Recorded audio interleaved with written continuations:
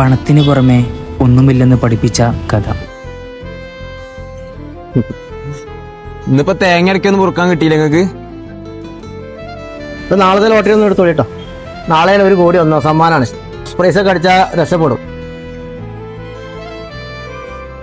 ഇക്ക, അടുത്ത മാസം പെങ്ങളെ കല്യാണാണ്. എന്തേലും ഒരു ജോലി കിട്ടുമോ? പൈസക്ക് അർജന്റ് ആണേ. എനിക്കൊന്നും പറ്റിയ ജോലി എൻ്റെ അടുത്തില്ല.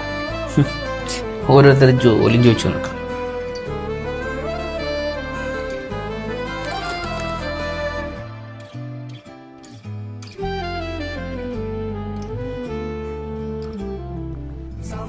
പിന്നെ ഇന്നാളെ പറഞ്ഞ കാര്യം ഞാൻ നോക്കിയിരുന്നു, പിന്നെ എന്നെ കണ്ടില്ല.